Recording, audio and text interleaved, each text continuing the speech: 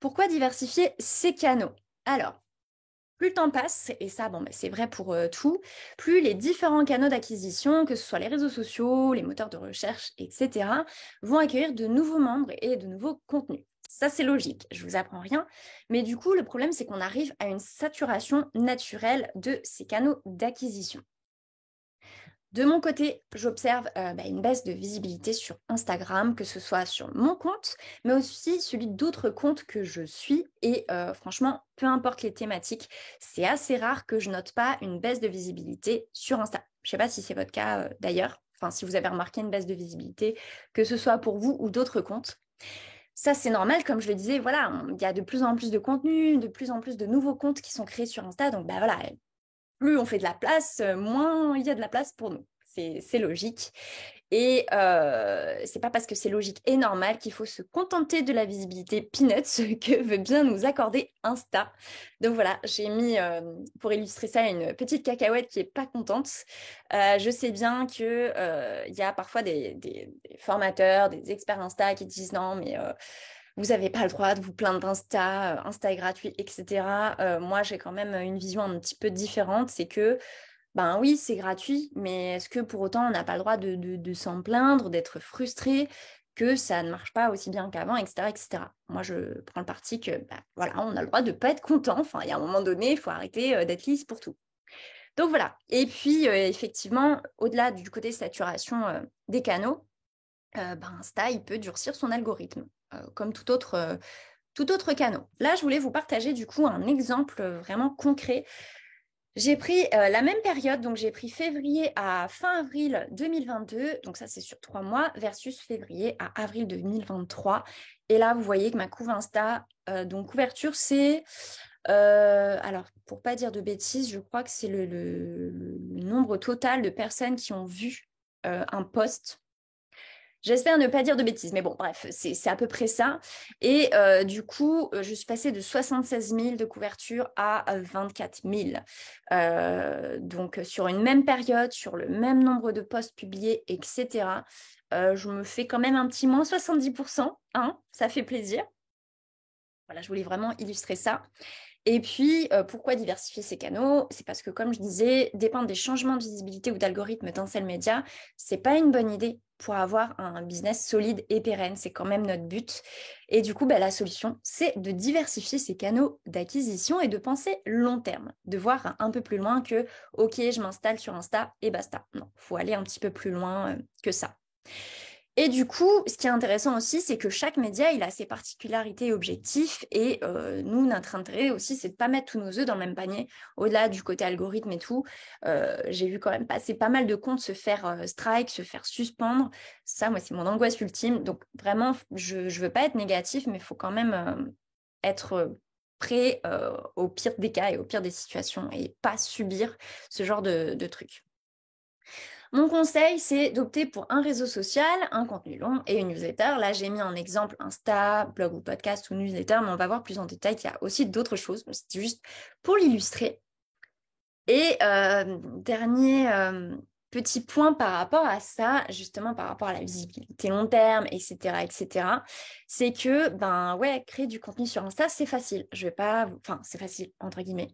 Je vais pas vous le dire le contraire, c'est quand même le plus facile versus d'autres canaux, par exemple, créer un podcast, écrire des articles de blog, des newsletters. Voilà, c'est un petit peu plus complexe.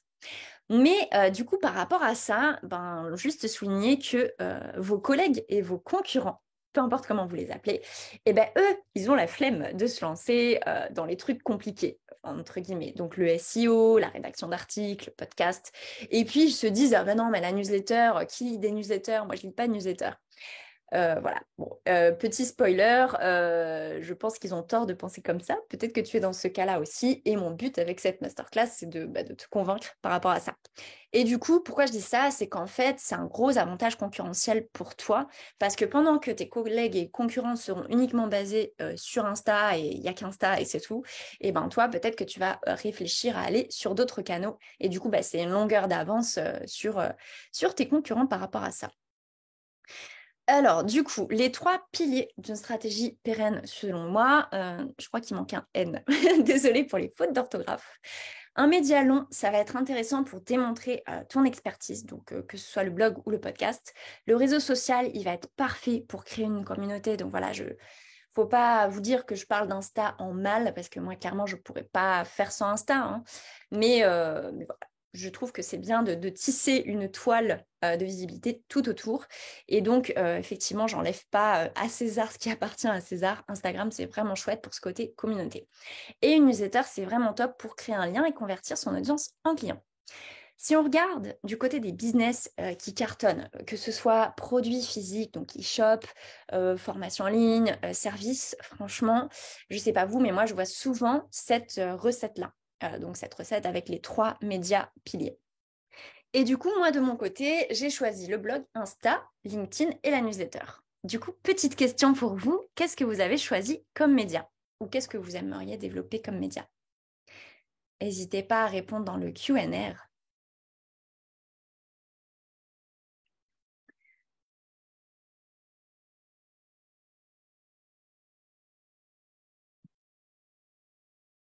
LinkedIn, Insta, blog, Insta et le blog, Pinterest et LinkedIn, Insta, site web, blog, Insta, newsletter, blog, rattaché à l'e-shop. Super.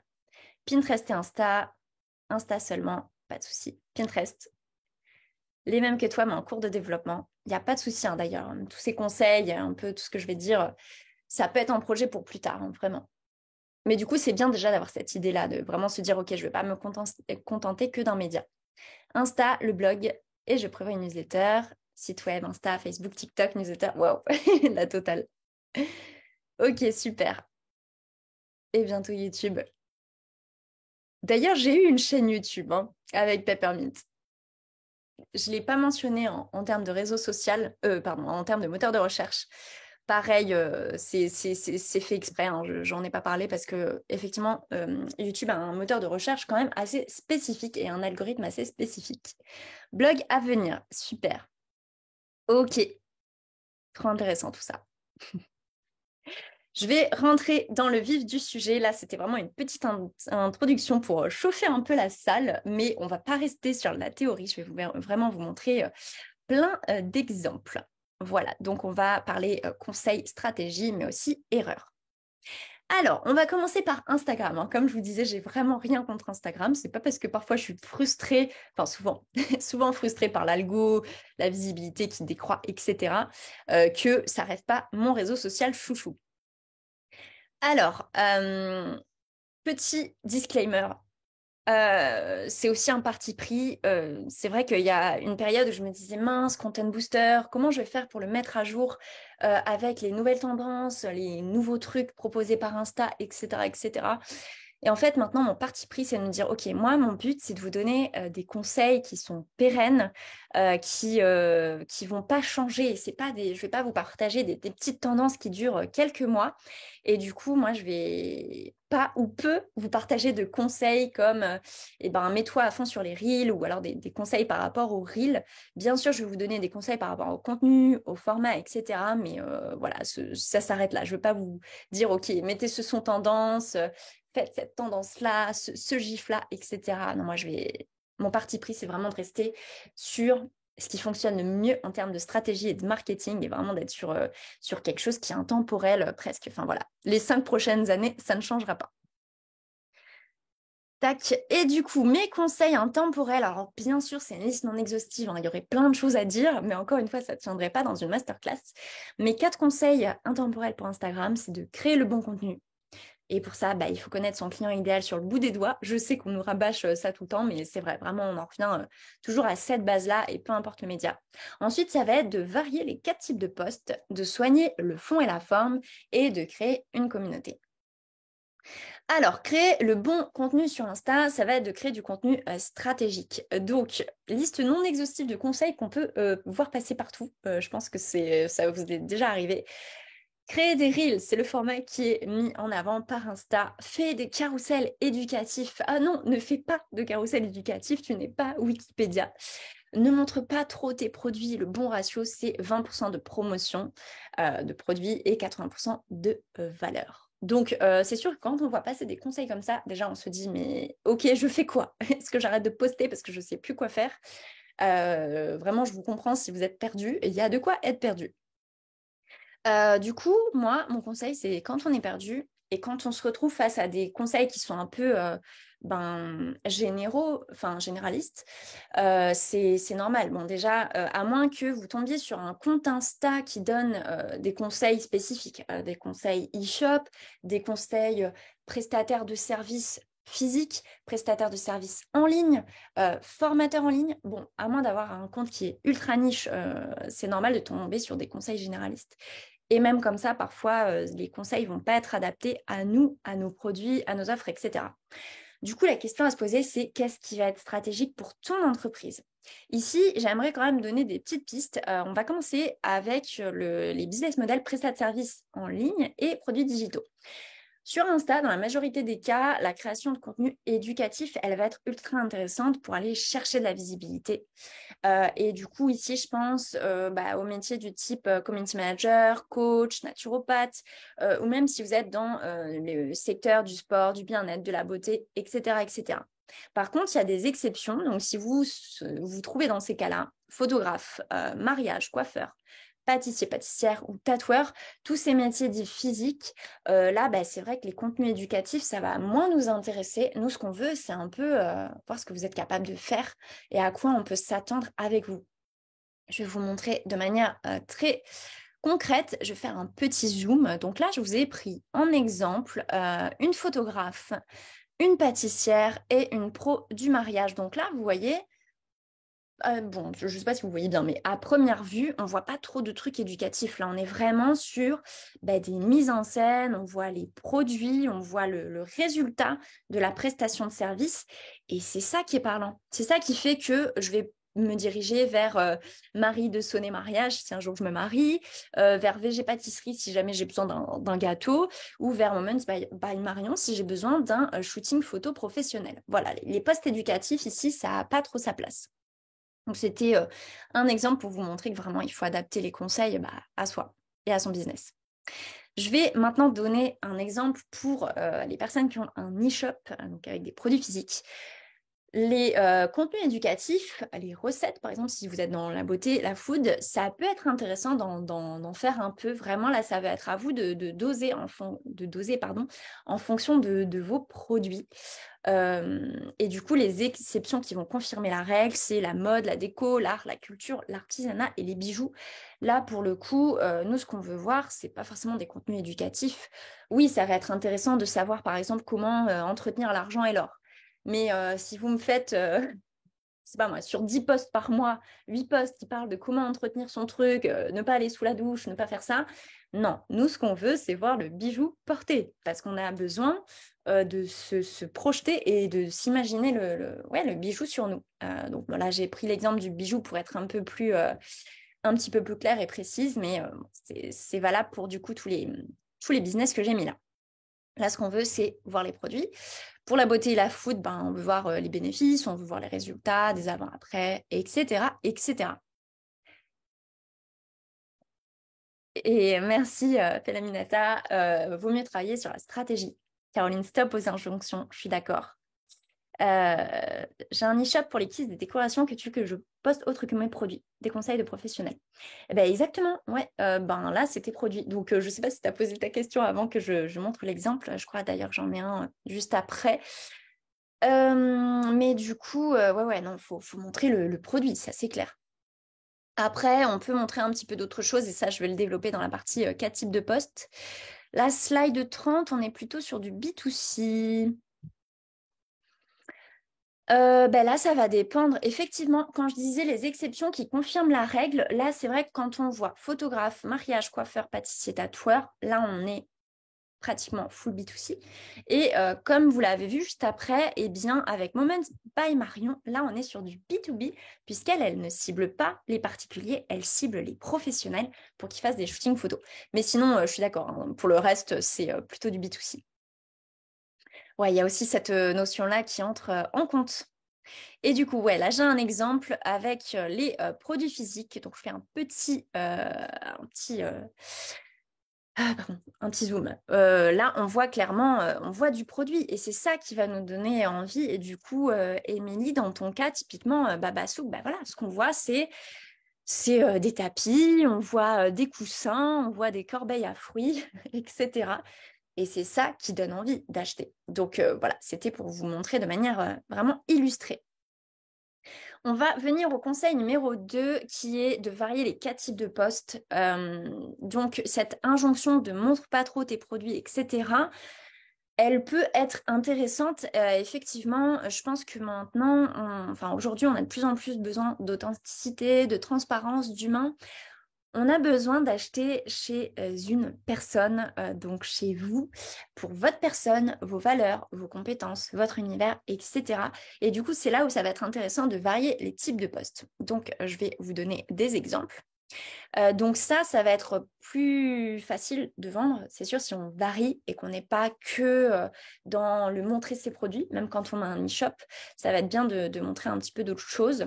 Et justement, pourquoi je dis ça, c'est parce que je remarque qu'il y a peu de comptes Insta qui varient les types de posts. Et franchement, peu importe les business models.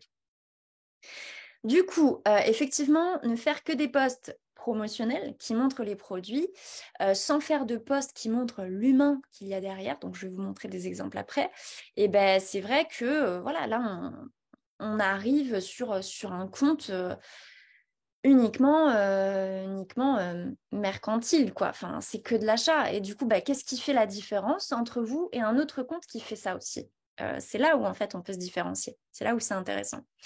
Et puis pareil, du coup, là, ça c'est plutôt, entre guillemets, une erreur que pourraient faire les personnes en prestat de service en majorité, faire que des contenus éducatifs.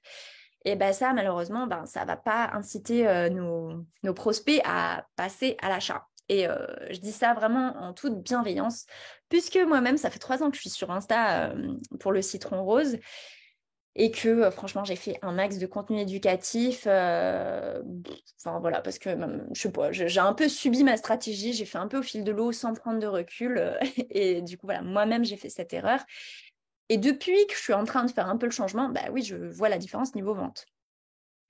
Alors, si vous voulez screener, donc là, j'ai donné des exemples, chacun des types de postes. Ici, c'est vraiment très généraliste. J'ai vraiment mis une liste voilà, avec pas mal d'idées pour ces différents types de postes. C'est adapté en fonction de votre business model, votre thématique et de votre ressenti. Voilà, c'est vraiment des conseils pêle-mêle. Là, je ne pouvais pas faire des conseils personnalisés. Mais c'est vraiment à piocher. Donc, typiquement, par exemple, pour un e-shop, montrer plus d'humain, ben, comment on fait pour montrer plus d'humain? On peut montrer les coulisses, on peut parler de son parcours, on peut parler de ses convictions, de ses valeurs, on peut parler de son histoire, du pourquoi de la marque, etc., etc. Ensuite, j'ai mis le pilier, enfin le type de contenu fun. Ça peut être aussi le contenu un petit peu inspirant. Donc voilà. Après, vous n'êtes pas obligé de faire du fun tout le temps. Et là, le fait de varier les types de posts, comme je vous dis, c'est vraiment adapté à vous et à votre business. Si vous avez un petit peu du mal avec du fun, bon, bah, vous essayez de faire ça une fois tous les 20 posts. Mais bon, déjà, ça peut montrer un petit peu autre chose que ce que vous auriez l'habitude de faire. Donc voilà, comme je vous disais, je vous laisse regarder en détail, enfin screener si vous voulez.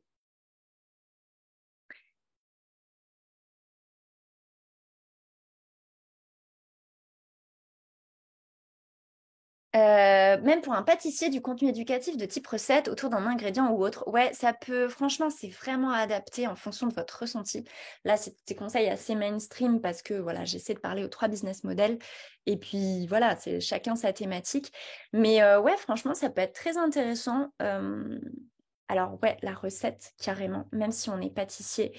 Parce que justement, si un pâtissier me partage sa recette, alors en plus, si c'est une recette complexe, je pense que je vais pas forcément la faire. Bon, et puis si je la fais, je vais me dire, bon, c'est cool, franchement, il m'a partagé sa recette. Bah, ça me donne envie de le remercier en retour et peut-être passer des commandes plus tard, encore une fois, ou de le recommander à des amis à moi, etc. Et on peut aussi effectivement parler d'un ingrédient. Voilà, un ingrédient pas trop connu. Alors, par rapport à la pâtisserie, je pense par exemple au citron yuzu.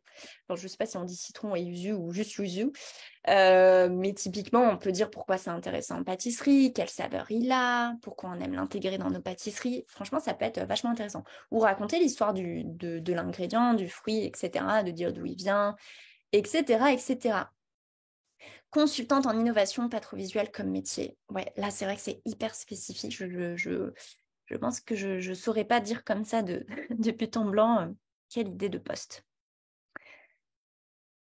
Se montrer et parler de soi sur les réseaux, pas facile, je n'y arrive pas. Je sais que c'est pas forcément, d'ailleurs Eve le dit aussi, quand on n'a pas envie de se montrer. Alors bon, il y a soit j'arrive pas, soit j'ai pas envie. Si vous n'avez pas envie, franchement, moi je vais pas vous dire de vous forcer. C'est vraiment, c'est hyper personnel. C'est soit vous avez envie, mais un peu peur. Donc dans ce cas-là, il faudra un peu plus travailler sur les blocages. Et là, j'ai envie de vous dire, ça se travaille. Moi, je suis pas forcément à l'aise avec mon image, j'y travaille. Franchement, parfois, je fais des stories avec ma tête, je recommence 36 fois parce que je me dis, mais ça y est, j'ai une sale tête, j'ai pas de maquillage, donc ça se voit que je suis cernée. Voilà, je suis pas à l'aise avec mon image, ou bon, comme tout le monde, mais je, entre guillemets, me force à le faire parce que je sais que ça me fait plaisir de voir les têtes des gens que je suis sur Insta. Et du coup, je me dis, ben voilà, j'ai envie de montrer, et puis pas laisser cette peur de me montrer, ce côté pas à l'aise avec mon image, prendre le dessus. Là, c'est si j'ai envie, mais c'est juste des petits blocages. Je me dis, allez, lance-toi. Enfin, c'est comme là, je vous fais une masterclass, je vous avoue, avant de commencer, j'avais les pétoches parce que ça fait 2 ans que je ne l'ai pas fait, cet exo-là. Et puis, je savais qu'il y aurait des problèmes techniques, comme à chaque fois quand on fait des lives. Donc, ouais, ça me faisait peur. Mais il faut vraiment se lancer. Et puis, par contre, si on n'en a pas envie, ben là, j'ai rien à vous dire. Si vous n'en avez vraiment pas envie, pardon, faut pas se forcer. Et on peut réussir sans se montrer, oui, c'est sûr. Et oui, en pâtisserie, pour les produits introuvables pour le commun des mortels, attention à ne pas faire de post là-dessus parce que sinon c'est trop frustrant, c'est sûr. Si on parle d'un truc qui est hyper compliqué à trouver, ouais. Et custom de chaussures, une fois que j'ai montré le dessin, difficile de trop varier. Ouais, mais du coup, c'est pas un souci. À la rigueur, tu peux montrer bah, la chaussure portée sur la personne. Donc, il y aurait à la fois le côté dessin et le côté ben, sur la personne, enfin le produit physique, une fois sorti du dessin. Ou alors d'autres choses au niveau de l'inspiration, enfin des choses qui t'inspirent à toi. Mais effectivement, toi, tu peux te concentrer à fond sur ça, quoi. Le dessin, c'est qu'est-ce que tu fais. Tu peux parler aussi de ton histoire. On va passer au conseil numéro 3, soigner le fond et la forme sur Insta. Donc, je vais vous montrer un avant-après. Donc, quand je dis avant-après, c'est en termes de chronologie. Ça veut dire que là, le premier post que vous voyez, je l'ai publié. Alors, je ne me rappelle plus quand est-ce que je l'ai publié. Enfin, bref. J'ai publié il y a peut-être 1 an et demi. Et l'autre, je l'ai publié un petit peu plus tard. Et avec ce post-là, j'avais touché près de 15 000 comptes. Vraiment, j'étais refaite. C'est vraiment énorme pour moi. Et après, donc encore une fois, c'est après au niveau chronologique, celui-ci date peut-être d'il y a 6 mois. Et pourquoi je prends cet exemple-là? C'est parce que ça traite du même sujet. Le premier post, je parlais comment dire, de la croissance du compte d'une cliente sur Pinterest et le deuxième aussi. Sauf que j'ai pas du tout utilisé la même forme et la même accroche. Et du coup, cette fois-ci, avec le deuxième post, malgré le fait que ça touche au même sujet, eh bien là, j'ai touché 1100 personnes. Donc, autant vous dire que quand j'ai vu les stats au bout de quelques heures, je me suis dit, mais il y a un problème, mon post, qu'est-ce qui se passe? J'ai fait un truc qui va pas, je me suis fait ghoster par Insta, enfin bref, c'était panique à bord. Et du coup, j'aimerais vous demander pourquoi, à votre avis, le post d'après, il n'a pas marché? Pas autant que le premier. Qu'est-ce qui s'est passé? Donc là, je vais le mettre en grand.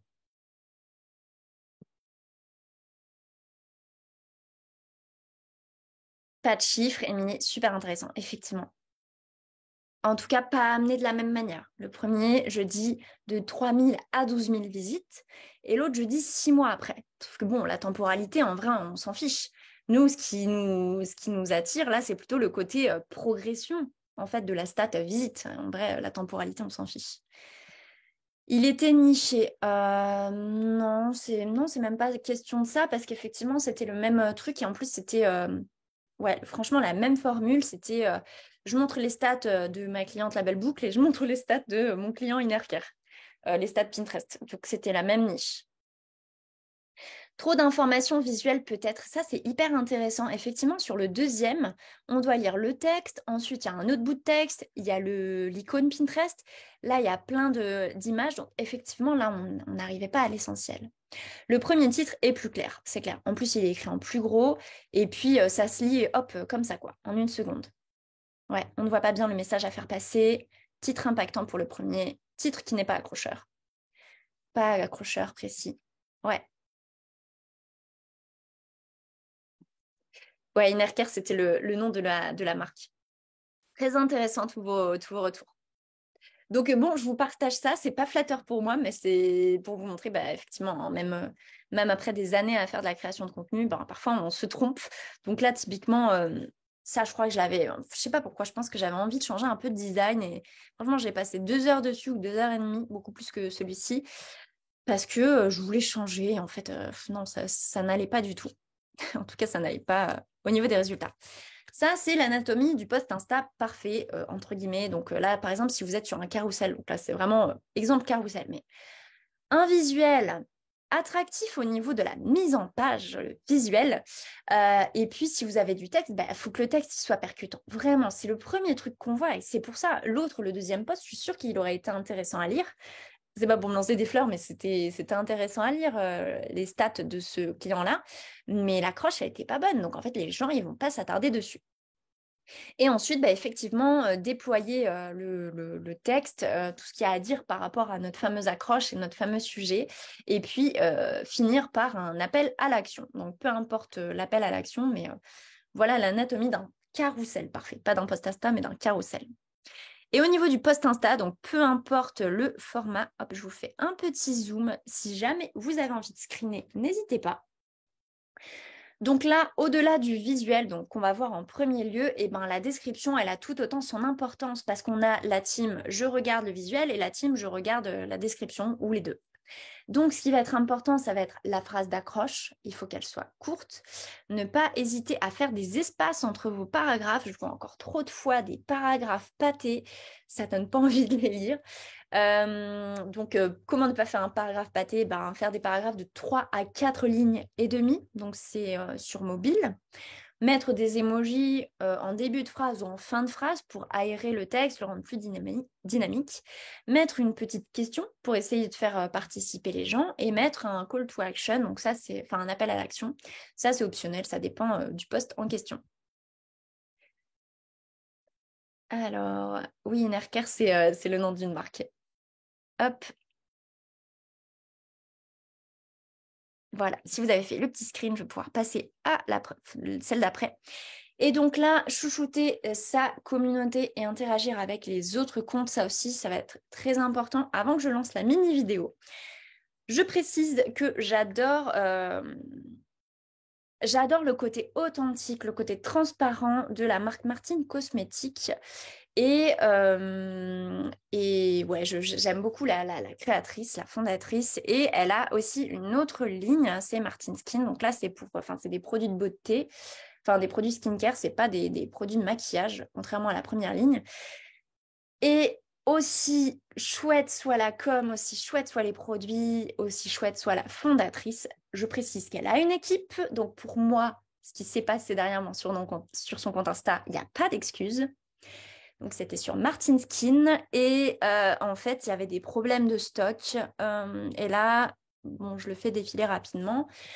On voit qu'il n'y a aucune prise de parole de la part de Martin Skin. Là, il y a vraiment que les prospects et les clients qui sont en train de parler là-dessus et qui s'inquiètent du retour en stock parce qu'ils ont adoré les produits. Et il y a même une nana qui dit, c'est quand vous voulez que vous faites votre job de communication. Donc, si je cite cet exemple, c'est pas pour vous dire, voilà, si vous répondez pas à tous vos commentaires, c'est grave. Non, là, je cite cet exemple dans le sens, c'est une marque qui a une équipe, donc clairement, même si vous avez des problèmes de stock, vous sortez pas votre offre ou votre service tout de suite, mais il faut communiquer là-dessus, être transparent là-dessus, il n'y a vraiment pas de souci. Mais ouais, faut pas laisser tous les messages que vous avez sous vos posts sans réponse. C'est vraiment pas chouette pour les gens. Et déjà, c'est pas chouette. Et en plus de ça, si ça se trouve, c'est des gens qui seraient devenus clients ou alors des gens qui auraient recommandé votre marque ou votre business à quelqu'un d'autre. Donc vraiment, c'est se tirer une balle dans le pied. Voilà, je voulais donner cet exemple-là et effectivement interagir avec les autres comptes. Donc voilà, pourquoi ça? Ben justement, s'il y a une baisse de visibilité sur Insta, il faut se dire, OK, comment je fais pour rester visible malgré la baisse de visibilité? Et du coup, je ne sais pas si c'est votre cas, mais moi j'ai tendance à faire un peu loup solitaire, à faire les trucs dans mon coin par flemme, par manque de temps. Voilà, je me trouve toutes les excuses du monde, hein, comme tout le monde. Et sauf que si vous cherchez à casser ces fausses excuses, enfin, ces excuses, et à aller chercher de la visibilité, dans ce cas-là, je vous encourage à sortir de votre grotte et à essayer de faire des posts collaboratifs, peut-être faire des partenariats, faire des lives, pas forcément oui, avec des personnes qui sont dans votre thématique, avec des clients, voilà, pas forcément avec des concurrents directs, hein, je vous dis pas ça, mais en tout cas, l'idée, c'est de sortir un petit peu de sa zone de confort. Dire youhou, je suis là. Exactement. C'est quoi le point numéro 3? Pardon, le point numéro 3, c'était soigner le fond et la forme. Excuse-moi. Est-ce que Insta favorise l'algo, ce type de texte? Yes, la description, ouais. Complètement, parce que du coup, l'algorithme d'Instagram, il a un peu changé et maintenant, il va regarder un peu les mots-clés qu'on utilise. Donc, oui, c'est très important. Est-ce que tu as un exemple à donner sur une bonne mise en page pour un carrousel de vente de produits? Alors, j'aurais j'aurais eu, c'est vrai que j'ai pas préparé, je l'avais fait pour Clémence et Vivien à l'époque où je travaillais pour eux. Et en fait, ça date d'il y a 1 an à peu près, donc je t'avoue, pour remonter en arrière, je me garde ça dans un coin de la tête. Je pense que le meilleur truc, c'est de vous envoyer la presse de la masterclass et je vais intégrer, je vais me le noter. Je vais me le noter quelque part pour pas oublier. Hop, du coup, exemple, carrousel, produit. Voilà, en direct live. C'est le mieux, je pense. Tac, du coup, maintenant, on va passer à la newsletter. Je vais essayer de me speeder un peu. On a commencé à 37 et normalement, je vous garde jusqu'à 45. Donc, je vais essayer d'accélérer un petit peu. Mais j'ai vraiment essayé de vous donner un max de valeur. C'est aussi pour ça que j'ai un petit peu passé du temps sur Insta. De rien, Lila. Je dois patcher mon contenu Insta pour le mois. Je vais appliquer tes conseils pour les posts. Écoute, j'espère que ça te sera utile. Est-ce que les partenariats ont encore de la valeur? J'en ai fait beaucoup à un moment. J'ai eu des résultats, puis presque plus. Ouais, je pense que ça... C'est sûr, ça marche moins qu'avant. Je pense que de toute façon, les gens sur Insta, ils sont un peu lassés d'Insta. Je sais pas vous, mais moi, c'est vrai que je passe beaucoup moins de temps sur Insta qu'avant. En fait, je finis par me lasser je sais pas, du format Insta, d'Insta tout court, du média, comme je me lasserais peut-être d'un autre média. Enfin, je sais pas, je saurais pas vous dire pourquoi. Mais oui, c'est sûr, les partenariats, ça marche moins, mais je pense que c'est quand même pas forcément laissé tomber pour autant. Ok, on passe à la newsletter. Ça, c'est mon média chouchou. 4 erreurs à ne pas faire avec sa newsletter. Trop ou pas assez d'envoi. Trop de newsletters de vente. Uniquement quand on est en période de lancement, donc ce que j'appelle lancement, c'est en période de vente, et ne pas soigner l'objet. Bien sûr, il y a plein d'autres erreurs, mais encore une fois, pour tenir dans les temps, je ne vais pas pouvoir toutes les citer.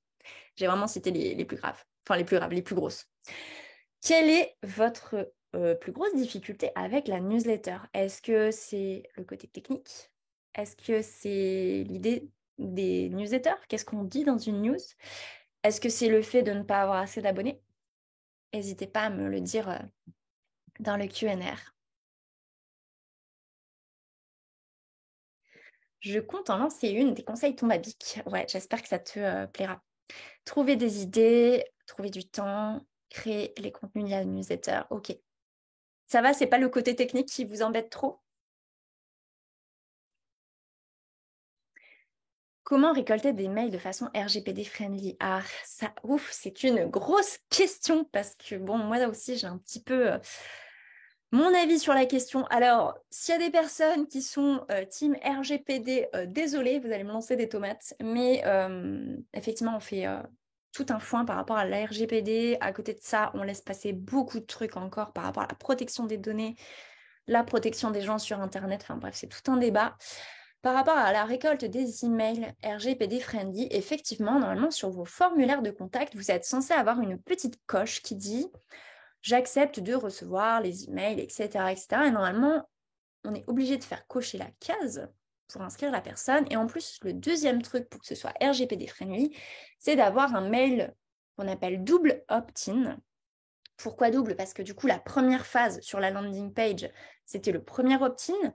Et le fait de recevoir un mail de confirmation sur lequel la personne clique, je confirme que je vais bien recevoir ce mail, dans cette newsletter, c'est du coup la deuxième étape, le double opt-in. Perso, je ne fais pas de double opt-in, je n'ai pas non plus la coche. Bon, par contre, c'est pas comme si j'essayais de prendre des gens pour des jambons. Je vais vous montrer mes landing pages. Mais je vais vous dire pourquoi je ne fais pas forcément tout comme ils font. Alors, par contre, slash Pinterest, pourquoi ça me fait ça? Ah non, c'est parce que ça s'appelle newsletter, pardon. Tac, alors, moi, j'ai pas de coche à cocher. Par contre, c'est écrit, vous serez abonné à la newsletter hebdomadaire. Donc, en plus, je donne la fréquence. Mais vous pourrez vous désabonner à tout moment et vos données sont privées. Ça veut dire qu'elles ne sont pas partagées à des tiers, etc. etc. et j'en fais rien d'autre que mon usage professionnel, du coup. Donc voilà, et je n'ai pas de double opt-in pour le moment. Et pourquoi je vous dis ça? Je sais qu'il y a des personnes qui le font, qui respectent vraiment à la lettre ce côté RGPD. Mais moi, encore une fois, je regarde ce que font les autres et du coup, il y a d'autres personnes comme moi qui sont formateurs en ligne, qui n'ont pas forcément tout ce côté-là et qui sont beaucoup plus gros que moi, qui se sont jamais fait embêter avec la CNIL à ce sujet-là. Donc, ouais, perso, je vais pas jusqu'au bout. Pourquoi je vous dis ça? C'est parce que dans un précédent poste, du coup, quand j'étais chef de projet sur le site de puériculture, on avait mis le double opt-in en place parce que là, on était un gros site. Donc là, oui, si la CNIL nous tombait dessus, enfin déjà, qui dit gros site, grosse entreprise, dit la CNIL va se concentrer normalement sur les gros en premier. Et du coup, nous, on avait été obligés de le faire quand même. Et du coup, je crois qu'on perdait environ 60% des adresses email parce que voilà, on ne pense pas à confirmer. Alors bien sûr, on peut faire une séquence qui rappelle, voilà, tu n'as pas confirmé, mais bon, voilà. Ça, c'est vraiment mon parti pris. Je ne dis pas de le suivre, hein. C'est à vous de voir comment vous avez envie d'être par rapport à ça. Mais voilà, c'était une réponse en toute transparence par rapport à ça. Envoyer une news pour ne rien dire, ça me saoule à moi-même, donc je ne le fais pas. Sujet limité dans la mise en page. Ouais, ça va dépendre du coup des constructeurs emailing. Moi, je sais que j'aime bien MailerLite pour ça. Mais MailerLite, c'est bien adapté pour les services, pas forcément pour les e-shops, je crois. Et après, sinon, pour les e-shops, Sendinblue, c'est plutôt pas mal. Créer le contenu, savoir quoi dire, sujet et régularité, pas encore assez d'abonnés. Ok, je fais le double opt-in. Ouais. La CNIL ont un peu resserré les lois à ce sujet. Tous les sites peuvent être touchés, même les petits. C'est bien de le préciser, Roxane. Pas de souci, Caroline, pour le replay.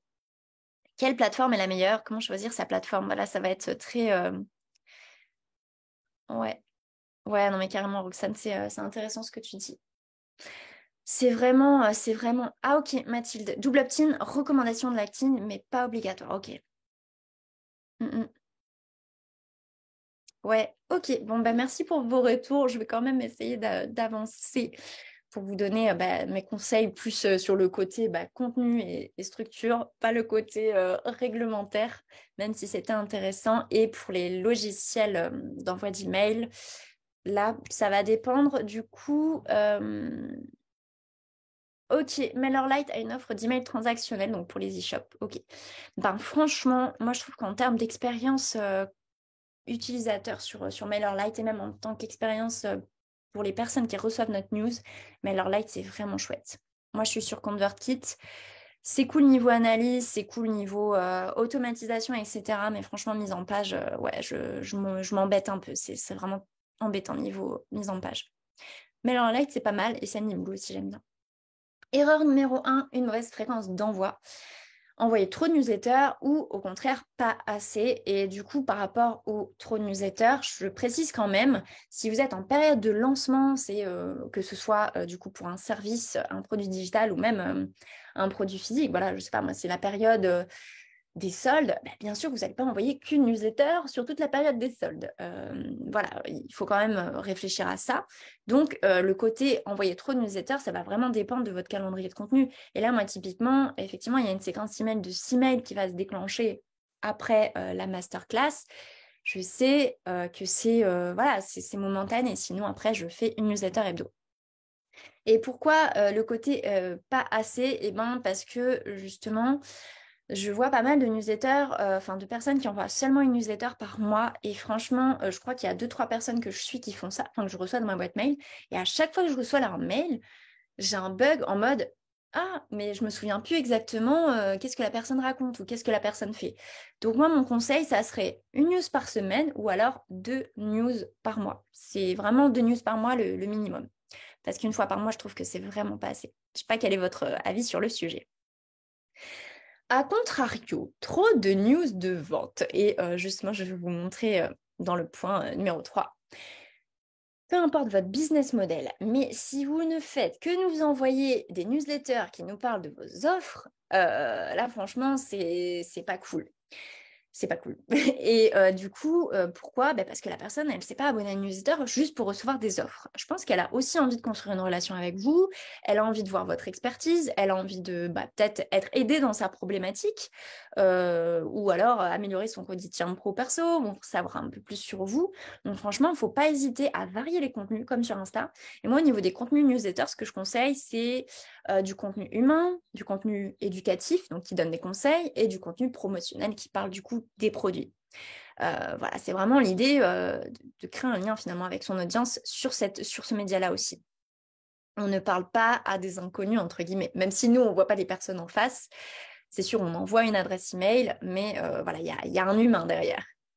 Et du coup, je voulais vous partager le genre de retour que je reçois quand je fais des newsletters, soit conseils, soit des newsletters un peu plus backstage humain, où vraiment ouais, je me montre de manière vulnérable et je dis ce qui se passe dans mon entreprise, les galères que j'ai eues ou les erreurs que j'ai faites, etc.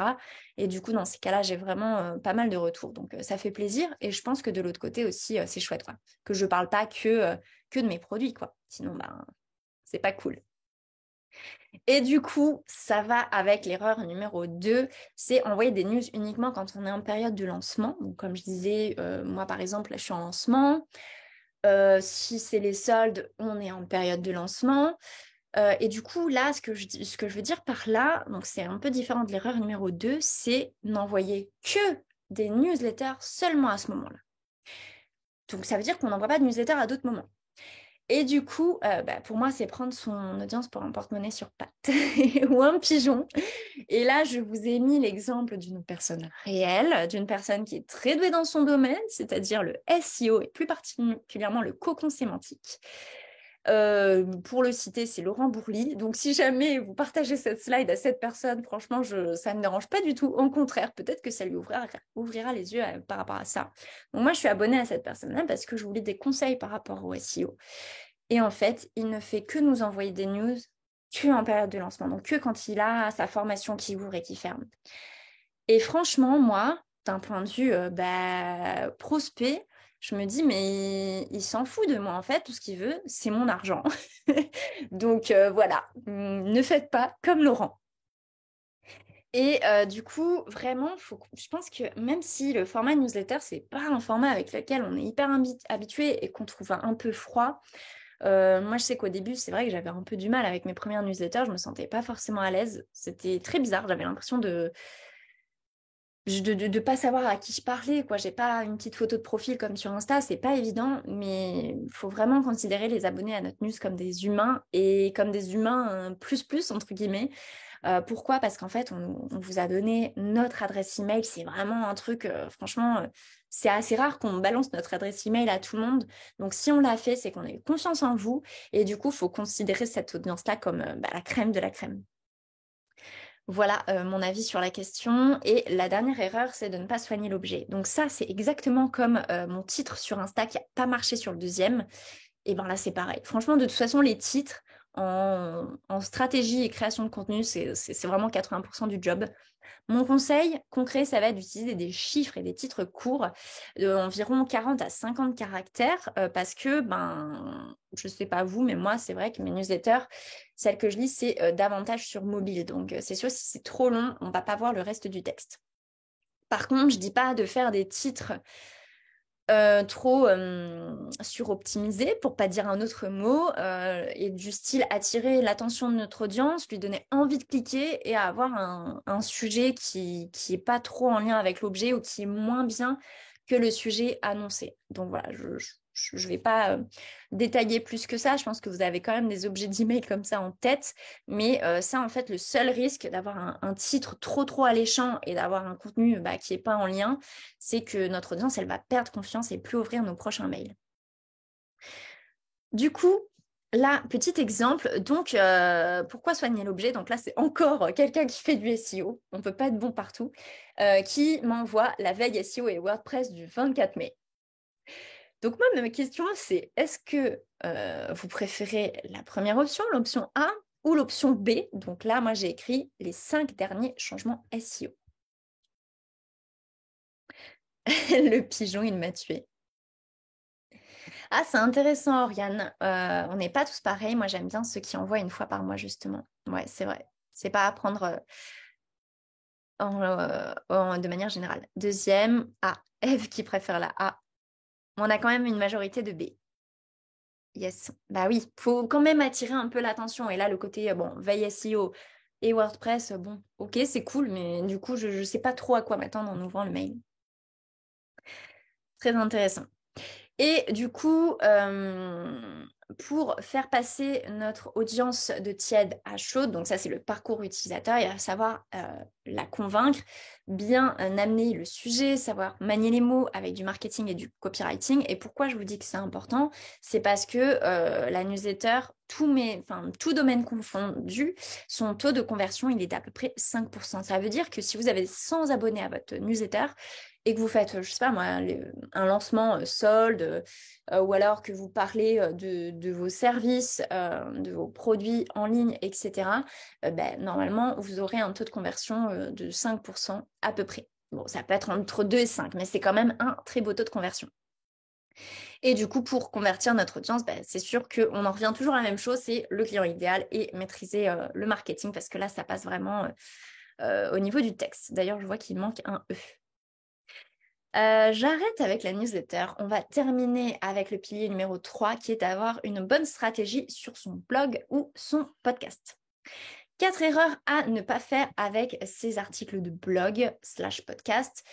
C'est de créer, c'est surtout sur les articles de blog que je vais me concentrer pour pas éparpiller du coup au niveau média, mais ça va être de créer du contenu au feeling et ne pas penser référencement naturel.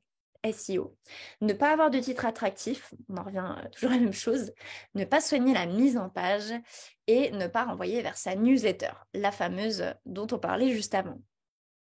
Alors, qui fait attention à son référencement naturel ici, pour les personnes qui ont un blog?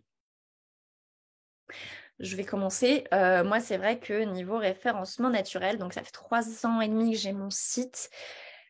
C'est coup-ci, coup-ça. C'est vrai que par manque de temps et par priorisation d'autres choses, j'ai un peu mis en pause ce projet, faire attention à mon SEO. Et du coup, c'est un petit peu en dents de scie. Ah, super. Émilie, Justine, Manon qui font attention. Émilie, je ne suis pas sûre de ce que je fais. J'essaie d'intégrer, mais je ne maîtrise pas toutes les règles, donc c'est pas évident. Très novice sur le sujet, mais j'essaie de me former. Je suis en formation SEO. Super. Bon, du coup, on a les deux teams et c'est tout à fait normal. Donc, moi, je vais essayer de dérouler au niveau des exemples et des erreurs. Donc, ne pas penser SEO, c'est vraiment l'erreur numéro 1. Déjà, c'est vrai que moi, à force de voir des sites passer, de travailler pour des clients ou de regarder des articles voilà, qui passent, sur lesquels je tombe, etc., ben ouais, ce que je remarque, c'est que en France, trois quarts des gens ne sont pas forcément bons en SEO. Donc là, je parle juste pour la France, je n'ai pas regardé les autres pays. C'est pas grave, mais du coup, effectivement, il y a cette idée de je pense qu'il va falloir se mettre et pas faire l'erreur que moi j'ai faite pendant 3 ans de pas me mettre au SEO. Donc c'est pas par manque de connaissances, c'est voilà, par manque de temps. Mais là, il y a vraiment une longueur d'avance à prendre sur les autres. C'est pas que penser réseaux sociaux ou pas se concentrer que sur les réseaux sociaux, mais aussi laisser un petit peu de temps à justement se former au SEO, mettre en pratique son SEO dans ses articles, etc.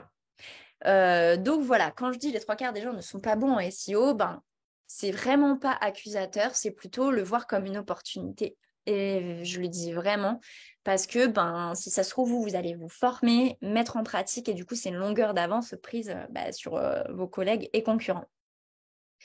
Et du coup, ben, quitte à passer des heures à écrire un article de blog, effectivement, autant qu'il ait de la visibilité, c'est de la visibilité long terme pendant des années, à la différence des réseaux sociaux. Et il faut vraiment s'imaginer les articles de blog comme des commerciaux, entre guillemets, qui travailleraient pour nous, pendant que nous, on est en train de travailler sur d'autres projets ou d'autres sujets. C'est vraiment se dire, voilà, pendant des années, il va y avoir du trafic sur cet article-là, pendant que moi, je suis en train de faire un autre truc et penser à autre chose. Et donc ça, c'est vrai que ça fait plaisir, ce côté longévité du contenu. Et du coup, là, par exemple, c'est un article que j'avais écrit donc en mai dernier et j'y avais passé 6 heures. C'est vrai que ça peut paraître un petit peu long, mais vraiment, j'avais fait mon max pour l'optimiser niveau SEO.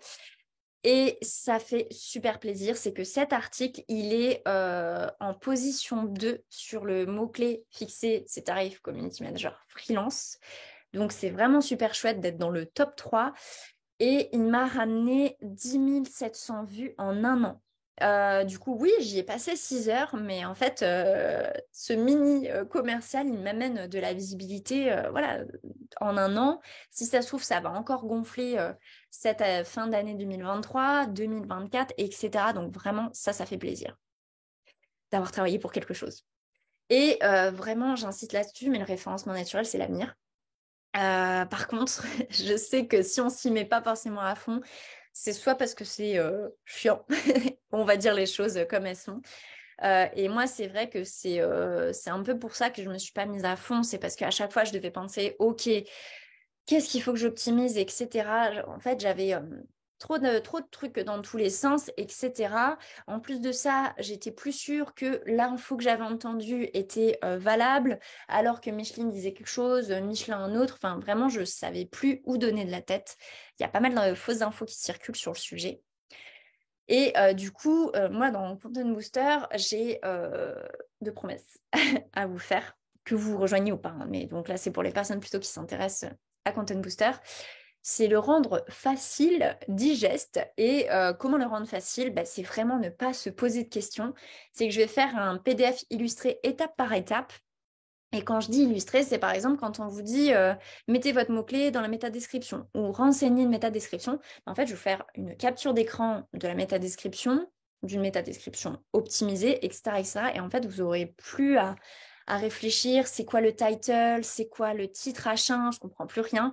Vraiment, ça va être un guide à sortir à chaque fois que vous êtes en train de faire un article. Et puis, pour le côté, on ne sait plus où donner de la tête, et ben moi qui passe pas mes journées à faire du SEO et à me former au SEO, même si j'ai des bonnes bases et des bonnes connaissances, eh bien le module il est co-créé avec une consultante SEO senior. Ça fait 6 ans qu'elle mange du SEO matin, midi et soir.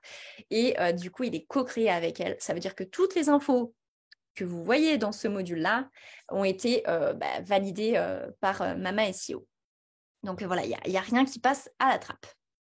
Et du coup, pour entrer dans le concret, en SEO, il y a 4 piliers. Je ne vais pas forcément tous les citer ici, mais là, vous voyez ceux qui sont surlignés, c'est le pilier contenu, donc ça va être clairement les contenus, le texte, etc., par exemple d'un article, et le pilier backlinks, donc ça va être le fait d'avoir des liens qui viennent d'autres sites qui ont de l'autorité dans la thématique dans laquelle on est. C'est un petit peu complexe, ce pilier-là. Mais déjà, moi, mon conseil, c'est de se concentrer sur ce pilier-là en choisissant bien nos mots-clés. Donc là, pour ça, il y a 2 outils. Vraiment, il ne faut pas partir sans savoir dans quelle direction on va. Les 2 outils pour ça, c'est Google Keyword Planner, qui est un outil gratuit de Google. Il faut se créer un compte sur Google AdWords, mais c'est gratuit. Par contre, il va nous donner des fourchettes. Il va nous dire, ce mot-clé, il est recherché entre 100 et 1000. C'est vrai que c'est une fourchette, donc c'est pas précis. Avec Ubersuggest, vous avez 3 recherches gratuites par jour. Et là, pour le coup, lui, il va vous donner le chiffre exact, le volume exact de la recherche sur le mot-clé. Donc ça, c'est vrai que c'est chouette. Moi, j'ai pris Ubersuggest en version payante. Et bien sûr, il y a encore mieux qu'Ubersuggest. Mais si vous commencez en SEO, franchement, c'est plutôt pas mal. Mon conseil par rapport au volume de recherche pour un mot-clé, c'est de commencer par viser entre 100 et 500 recherches, surtout si votre site il est un peu nouveau et qu'il n'y a pas encore beaucoup de contenu. Voilà, vous n'avez pas encore beaucoup d'autorité. Et puis, viser la fourchette de 500 à 1000. Et franchement, déjà, avec ça, vous avez de quoi faire niveau contenu.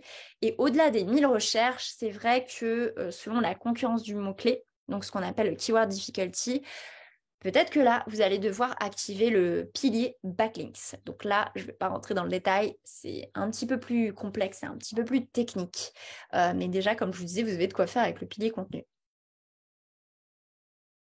Il n'y a pas de souci, Erwan, pour le replay. Et quelle distinction entre copywriting et SEO? Alors c'est vrai que ça n'a rien à voir, mais ça peut se compléter. Quoique le copywriting, ça va être plutôt dédié à des pages de vente, à des newsletters, à des posts Instagram. En fait, le copywriting, alors pour ceux qui sont copywriters, désolé si je résume ça pas super bien, mais c'est l'art d'utiliser les mots pour convaincre de faire une action. Donc ça peut être de s'abonner à la newsletter, d'acheter un produit, de faire appel à nos services, ça peut être de susciter des émotions. Donc c'est vraiment l'art de bien utiliser les mots pour amener quelque chose chez la personne qui va lire nos mots.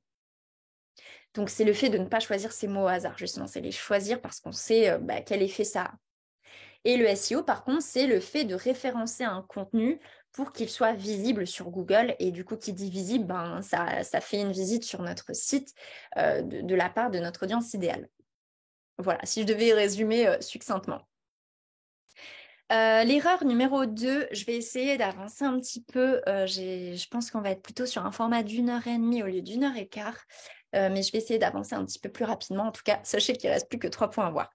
C'est le fait de ne pas avoir de titre attractif. Et ça, effectivement, si vous passez du temps à créer votre contenu, mais que le titre il n'est pas attractif, en fait, les gens ils vont pas lire l'article.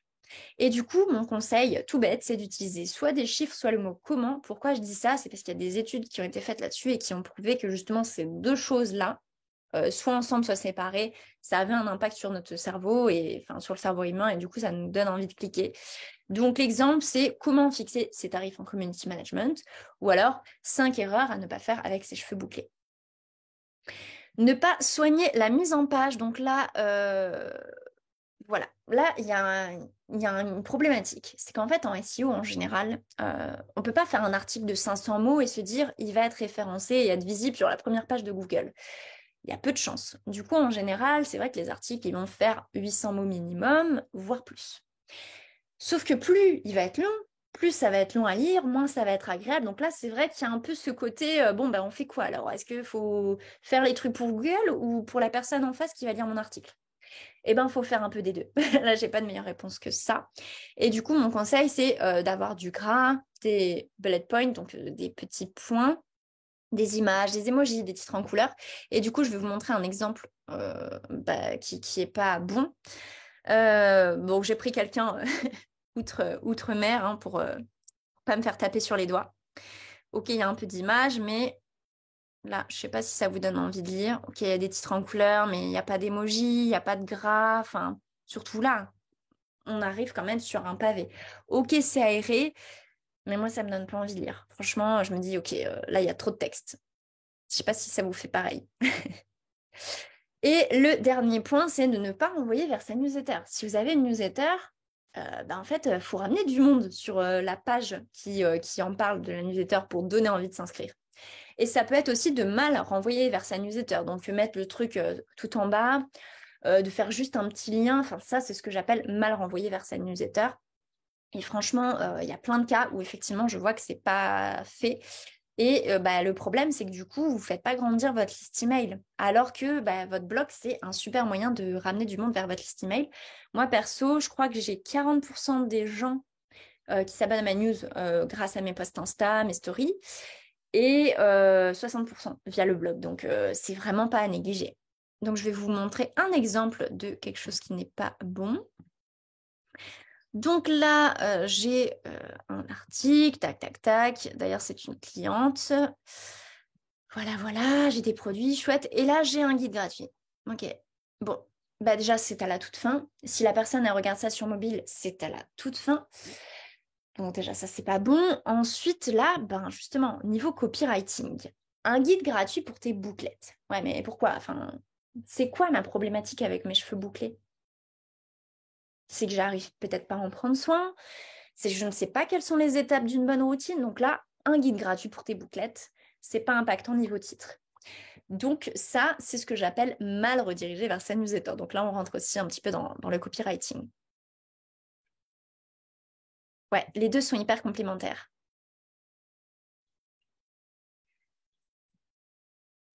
Le contenu du blog et de la newsletter doit être super différent ou tu peux recycler. Eh bien, dans un sens, c'est OK de recycler. Par exemple, des articles de blog que tu utilises sous forme de newsletter de manière un petit peu plus, comment dire, pas succinct, mais je veux dire un peu moins détaillée, un peu plus digeste. Donc ça, dans ce sens-là, ça va super bien. Par contre, si tu fais une newsletter, par exemple, 3 astuces pour mettre en place une newsletter, et ben là, le recycler en article de blog, ça va pas forcément aller parce qu'il faut regarder avant tout si justement mettre en place une newsletter, c'est un mot-clé recherché. Je dis ça parce que j'ai moi-même fait l'erreur parce que je voulais faire plein d'articles de blog, j'ai recyclé dans tous les sens, dans un sens comme dans l'autre. Et en fait, j'ai pas regardé si c'était des mots-clés recherchés. Donc voilà, mais sinon, le contenu blog peut être recyclé en newsletter, c'est tout à fait OK. Et voilà, du coup, pour les 3 piliers, en toute transparence, je vais maintenant un peu te parler de Content Booster et pourquoi Content Booster.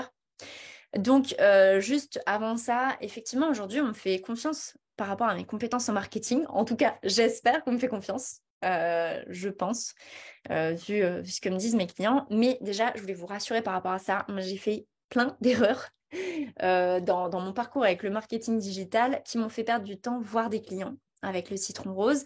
Avoir un client idéal mal défini, j'en avais 4 pour la même offre. À l'époque, c'était Pinimonède, j'avais 4 clients idéaux, donc c'est trop. On peut avoir 2 clients idéaux pour une même offre, peut-être, mais 4, ça commençait à faire beaucoup, puis même, c'était pas pertinent par rapport au produit. Créer des posts Insta Lifestyle, alors là, j'ai mis un petit exemple, typiquement la règle des 4 P, mind mapping, la règle du 80-20. Non, franchement, ça, c'est des posts Insta que j'ai créés à mes tout débuts. Franchement, c'était n'importe quoi. Ne pas faire les bonnes actions pour faire grossir ma liste email, ne pas bien choisir mes mots-clés, comme je le disais, ou ne pas savoir comment convertir mes prospects en clients. Donc, tout ça, je les ai fait, les erreurs. Et du coup, heureusement, j'ai appris de mes erreurs et j'ai aussi analysé la stratégie de mes collègues, concurrents, de clients que j'ai eu pendant des audits et accompagnements. J'ai vraiment analysé toutes leurs strates, tout leur contenu. Et c'est vrai que j'ai repéré pas mal d'erreurs en commun et ces erreurs-là, elles m'ont aidé à construire la version 2 de Content Booster. Et pour moi, du coup, la meilleure recette vers le succès sur le web, c'est des fondations business solides et une bonne stratégie à chaque étape du tunnel de conversion. Et du coup, cette recette, j'aime pas parler de recette magique, mais on va dire cette recette, cette méthode, ces étapes-là, ça m'a permis en 3 ans et demi d'atteindre 13 000 abonnés sur Insta, avec seulement 2-3 posts par semaine, 7 000 abonnés à la newsletter et au total 670 000 pages vues sur mon site, sans faire vraiment de SEO, hein, je précise, donc je pourrais être encore allée plus loin. Et malgré ça, il y a quand même 80% des sessions qui viennent du SEO Google et Pinterest, donc... Et je précise, tout ça, c'était uniquement en organique. Donc ça, c'était la petite partie où j'explique effectivement tout ce que je raconte, je l'ai testé. Et ça a fonctionné parce que j'ai amélioré tout ça.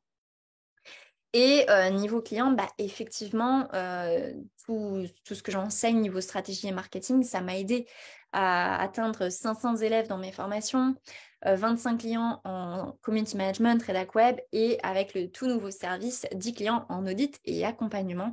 Et effectivement, pour mes services, je reçois régulièrement des demandes de devis, donc je sais pas, 5 à 8 devis par mois à peu près. Et du coup, par rapport à ça, c'est vrai que c'est une réflexion qu'une ancienne élève m'a faite parce que je lui ai demandé de vérifier la masterclass, me dire ce qu'elle en pensait. Et elle m'a dit oh, mais ça peut faire peur voilà, tu parles des 3 piliers, on a l'impression qu'il faut déjà mettre tous les piliers ensemble en même temps, enfin les mettre en place tous en même temps, ça fait peur. Est-ce que ça serait pas bien que tu donnes des fourchettes d'heures à consacrer à ça? Et du coup, voilà, moi, ce que je te rassure, il n'y a pas forcément besoin de tout faire en même temps. Moi, ce que je te conseillerais en termes de répartition, c'est pourquoi pas être à 3 posts Insta par semaine, avoir une newsletter bimensuelle, et puis peut-être en step 2, faire 2 articles par mois. Et du coup, tout ça mis bout à bout, ça prend entre 15 et 25 heures par mois. Et il faut se dire que c'est 15 à 25 heures pour une stratégie de visibilité qui t'apporte des prospects et des clients sur le long terme. Et pour un peu te rassurer par rapport à ça, n'hésite pas à regarder le temps que tu passes sur Insta et tu verras qu'effectivement, c'est faisable d'accorder un petit peu de temps à ta création de contenu et à ta stratégie. Et du coup, grosse question, est-ce que tu aimerais avoir non pas une création de contenu, mais une stratégie de contenu? Donc, c'est vraiment une grosse différence qui soit complète et efficace pour avoir plus de visibilité et de clients. Et du coup, pour ça, tu as 2 choix. C'est soit de consommer des contenus gratuits et améliorer ta strat par toi-même, soit d'être accompagné via un programme structuré sur un plan d'action de A à Z. Bien sûr, les deux sont totalement OK. Moi, j'ai rien à dire par rapport à ça. Mais du coup, ça dépend si tu as envie de passer plus de temps à chercher des choses et à tester par toi-même versus avoir une méthode à suivre.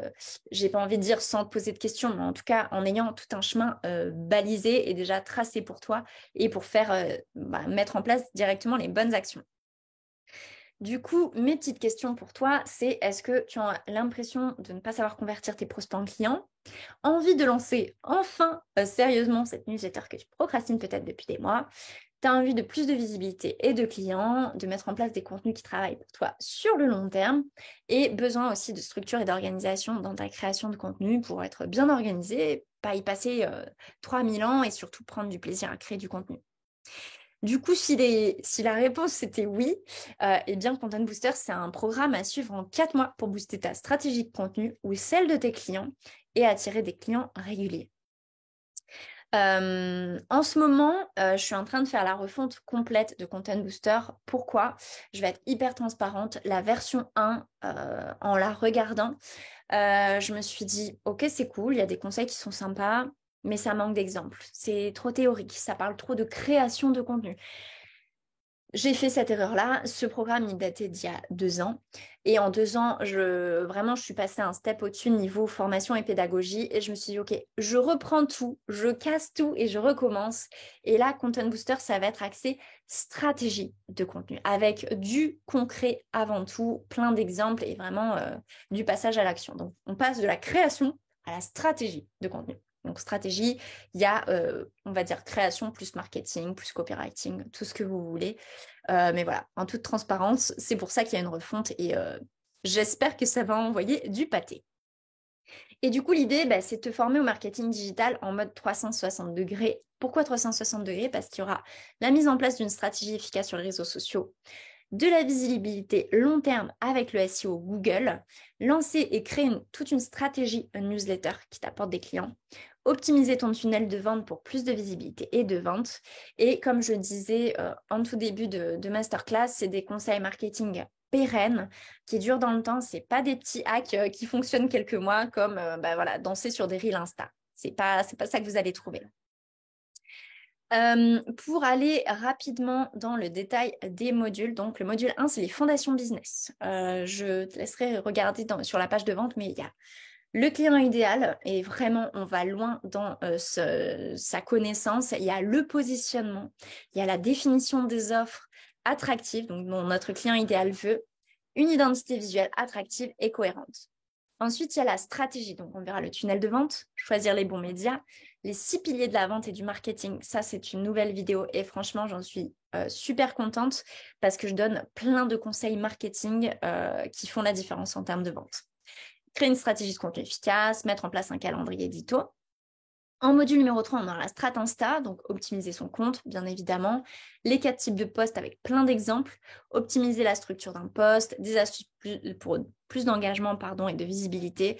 Bon, bien sûr, il y a d'autres vidéos. Là, j'ai mis les plus essentielles, on va dire. Ensuite, il y a la stratégie en story Insta. Donc ça, comme je suis en train de faire la mise à jour, les modules, ils vont arriver au fur et à mesure. Donc là, j'ai mis en bas à gauche quand est-ce que ça arrivait.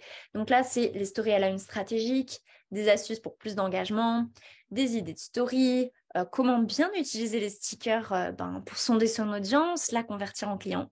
Et oui, on peut faire ça aussi. L'email marketing, donc avec un freebie qualifié, donc un guide gratuit qualifié. Tout ce qui est automatisation, techniques, là, il y a plein de tutos dans Content Booster. Créer une landing page qui convertit, donc là, on va voir le copywriting. Vendre grâce à la newsletter, parce que c'est quand même, c'est le but, hein, notre business. On n'est pas une assos. On a besoin de faire vivre notre business. Et 7 astuces pour avoir plus d'abonnés à la newsletter. Le module 6, ça va être comment utiliser le blog pour plus de visibilité. Donc là, plus le côté structure des titres, copywriting, convertir via ces articles, comment avoir plus de visibilité sur ces articles. Le SEO, donc avec un gros zoom sur le pilier contenu, c'est celui qui va nous intéresser le plus et qui va être le plus accessible pour nous. Faire sa recherche de mots-clés, hyper important. Optimiser le SEO d'un article de A à Z et surtout avec le PDF illustré pour pas faire ça, pour faire ça sans prise de tête. Et mettre en place une stratégie de maillage interne. Donc, c'est des articles qui sont liés les uns aux autres. Ça aussi, ça a son impact sur le SEO. Il y a aussi 3 autres modules. D'ailleurs, je précise pourquoi la formation est aussi complète. C'est parce que du coup, moi, j'ai obtenu une certification qui me permet de faire financer la formation via le CPF. Et pour ça, il fallait que ça rentre dans la certification développer son activité avec le web marketing. Donc moi, j'ai été tenue de suivre un plan. Donc je devais parler de SEO, d'autres réseaux sociaux qu'Instagram, etc. Donc voilà, ça c'était le petit point. Pourquoi la formation est aussi dense, mais je vous rassure, en fait, vous pouvez visionner les vidéos, pas forcément toutes les mettre en pratique, c'est vraiment prendre ce dont vous avez besoin aussi. Je préciserai quand même par rapport au CPF un petit truc. Il y a 2 formules pour rejoindre le programme. Comme je disais, je suis très heureuse aujourd'hui. Ça a été un parcours du combattant, au moins 1 an et demi, pour proposer le financement CPF. Mais il y a aussi le financement fonds propres. Du coup, il y a il y a 2 types de financement. C'est le démarrage le 3 juin. En fait, là, les inscriptions, elles sont ouvertes du 1er au 9. Le 9, c'est vraiment le dernier délai pour nous rejoindre. Et le démarrage, c'est le 23 juin pour tout le monde, pour plus de praticité et pour que, voilà, on commence tous ensemble dans cette aventure. Vraiment, vous allez le voir, je vais le dérouler rapidement. Mais Content Booster, c'est pas une formation à suivre comme ça en autonomie tout seul et on ne sait plus quoi faire, on ne sait pas mettre en pratique les trucs et hop, on laisse la formation au fin fond de notre ordinateur. Vraiment, j'ai envie qu'on soit une petite team d'une vingtaine, trentaine de personnes et qu'on avance ensemble dans la stratégie de contenu et le marketing.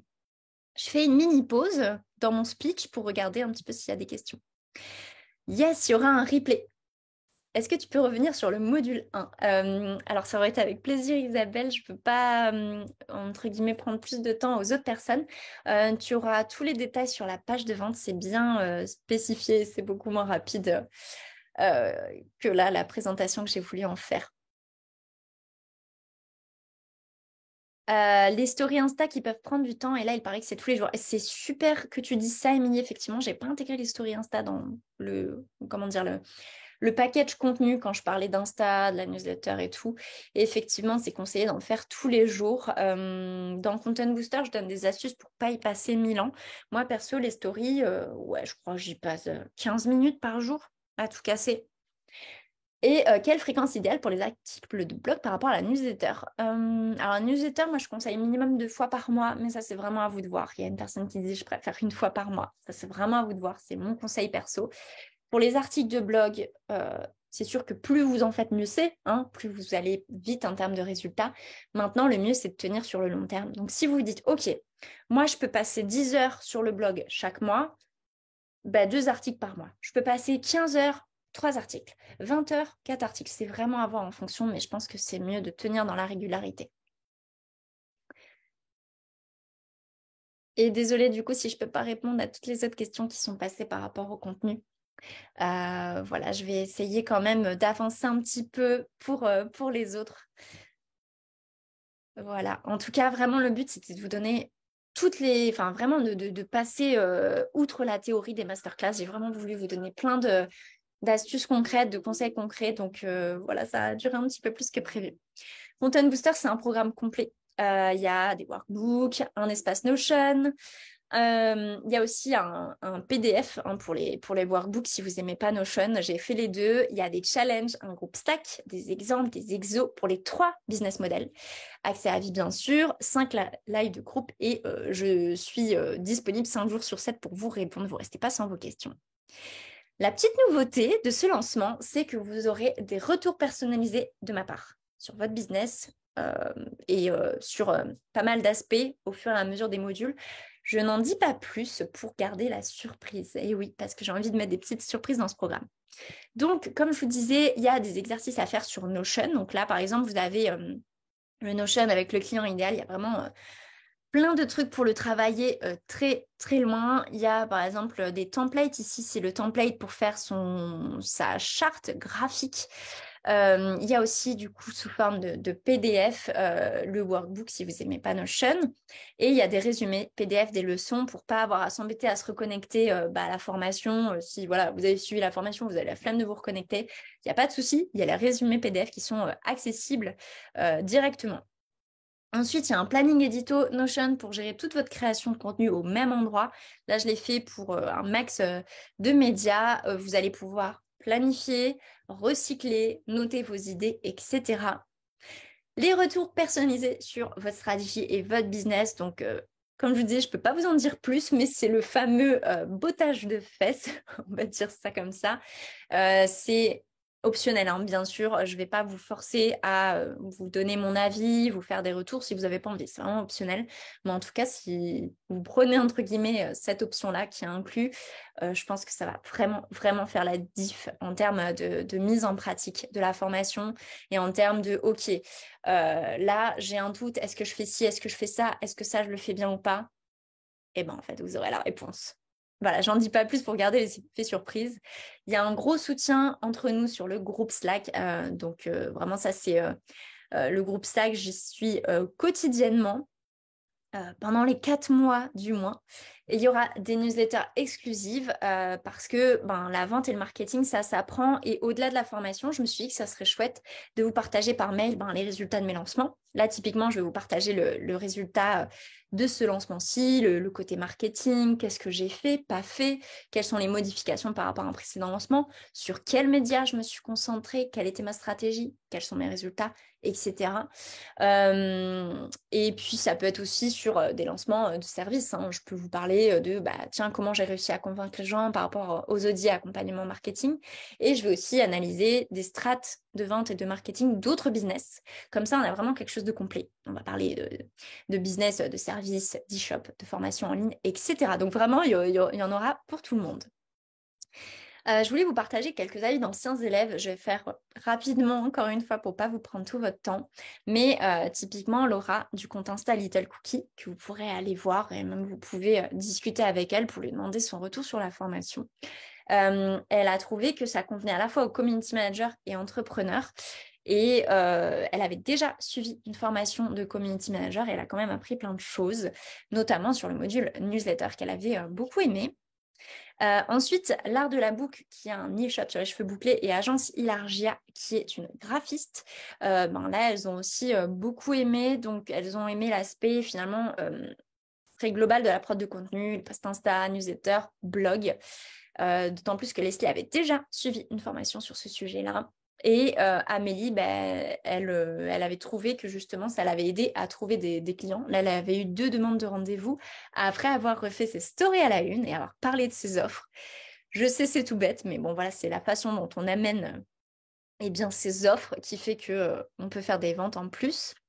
Il y a Megan qui, je crois que c'était une de ses premières formations quand elle s'est lancée et elle en a été très contente. Et moi, je suis moi-même très contente parce que vraiment, on a beaucoup échangé sur la refonte de Content Booster. Donc voilà, je suis très heureuse de vous présenter cet avis-là.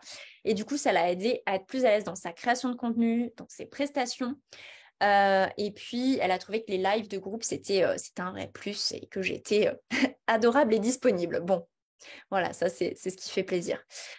Donc voilà, et effectivement, Studio Akiko, Happy Green Free, qui ont trouvé que c'était vraiment une chouette formation, très complète, qui va à l'essentiel, sans chichi. Et je précise, ça, ce sont des avis sur la V1. Je n'ai pas encore d'avis sur la V2, j'aurai des avis sur la V2 de votre part pour les personnes qui me rejoindront. Mais si je vous dis ça, c'est que en fait, ces avis sont déjà comme ça sur la V1. Alors, je me demande ce que ce sera sur la V2 pour pas me lancer des fleurs. Pour être hyper clair du coup sur pour qui c'est fait, c'est du coup un programme qui est hybride. C'est soit fait pour vous si vous avez envie de booster votre strate de contenu, avoir plus de visibilité de clients, vous proposez des services, vous avez un e-shop ou des produits digitaux, et là c'est vraiment pour bosser votre stratégie et votre marketing à vous. Et ça peut aussi, et c'est pour ça que je dis c'est un peu un format hybride, c'est que ça peut aussi être pour vous, pour bosser la stratégie de vos clients. Donc, si vous êtes content manager, community manager, assistante virtuelle, pour améliorer vos compétences, ajouter des cordes à votre arc. Et si je dis que c'est hybride, c'est que du coup, si vous êtes dans ce cas-là, ça va vous servir dans les deux sens, à la fois pour bosser votre strat à vous et celle de vos clients. Voilà. Et du coup, pour rappel, il y a les deux formules. D'ailleurs, sur la formule fonds propres, c'est possible de payer en 4 fois. Donc, pour étaler les paiements.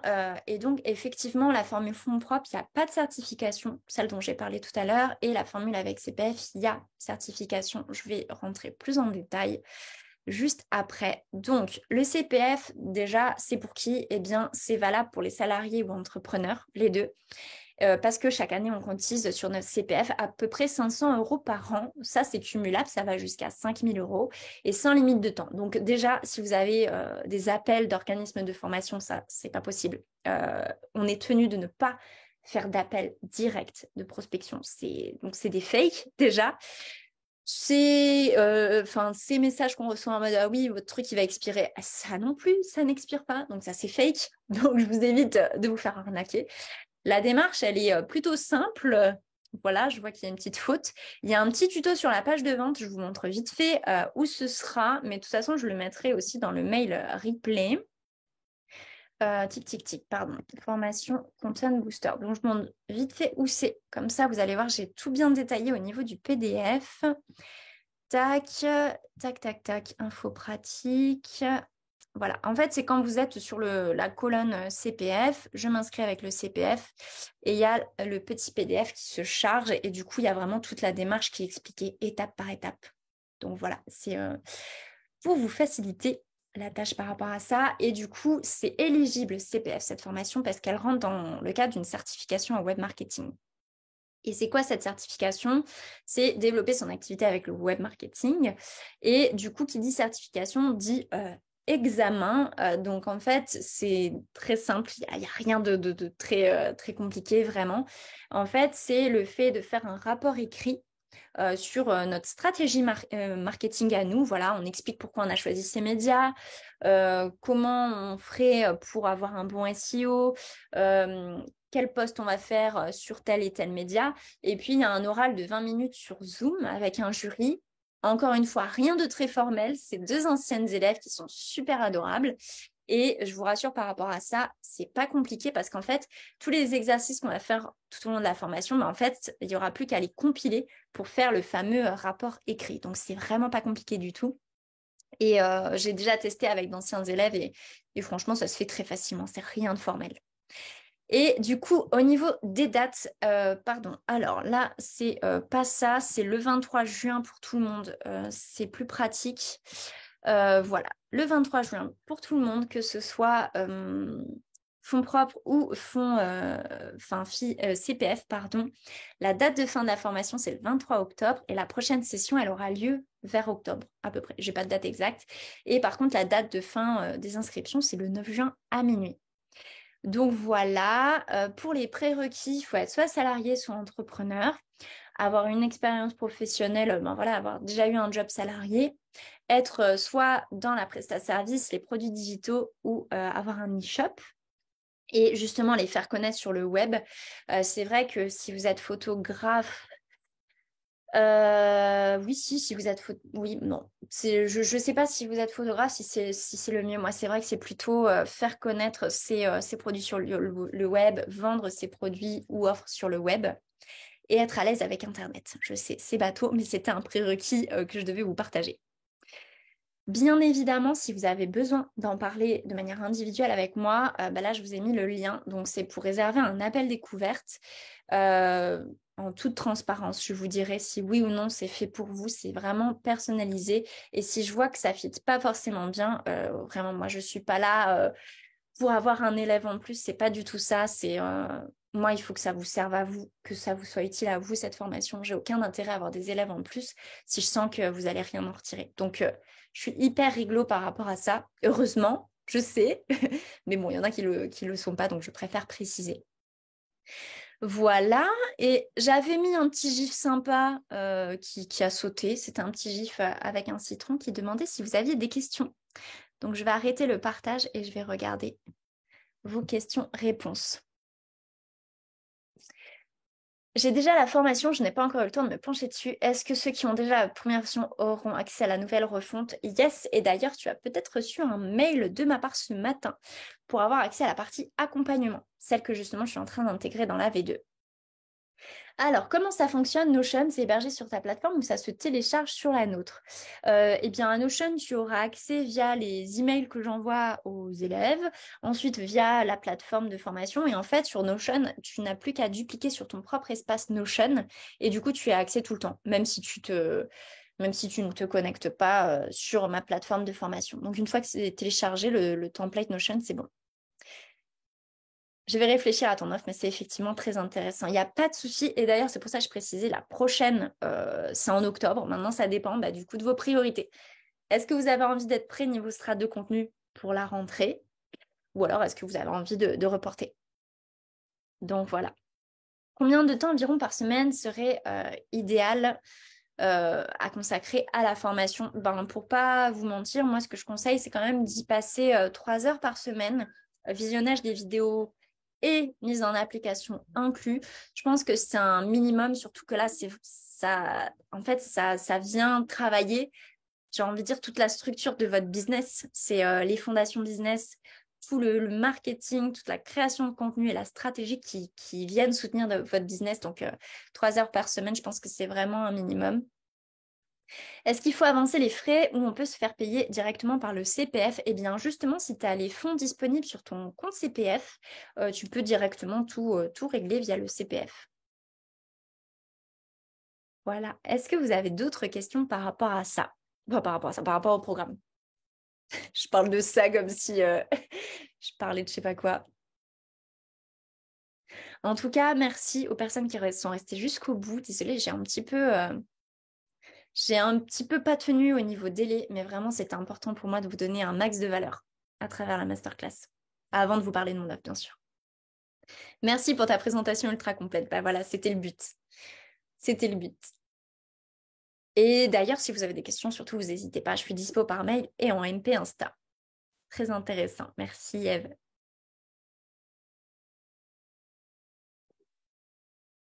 Ok, écoutez, si vous n'avez pas de questions qui vous viennent là et que vous préférez les poser en MP Insta, par mail ou via le call découverte en direct, je vais arrêter là.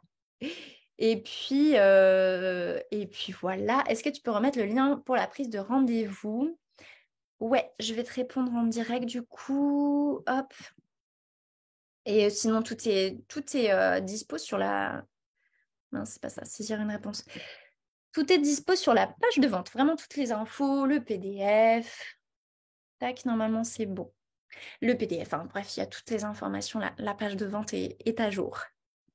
Je dis ça parce qu'elle n'était pas encore tout à fait à jour hier. Mm, mm. Eh ben, merci en tout cas pour votre présence. J'espère que vous avez pris plein de notes et je vous souhaite une très belle après-midi et à bientôt.